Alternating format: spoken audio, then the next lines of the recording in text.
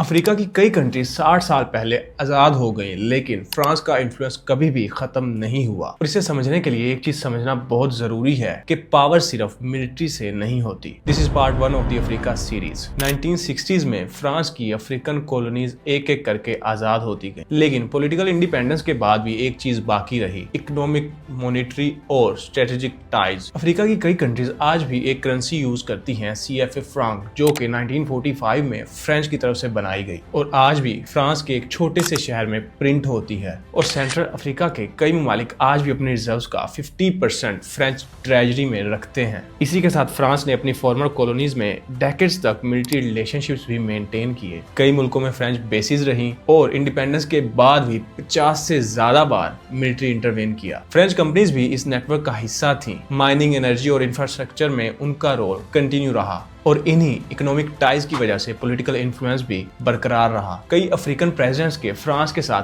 Close relationships रहे, कभी support के लिए तो कभी स्टेबिलिटी के नाम पर। लेकिन फ्रांस का इन्फ्लुएंस सिर्फ करेंसी और पॉलिटिक्स तक ही लिमिटेड नहीं था। अफ्रीका के नेचुरल रिसोर्सेज भी इस रिलेशनशिप का हिस्सा थे और इसकी सबसे इंटरेस्टिंग मिसाल मिलती है नाइजर में।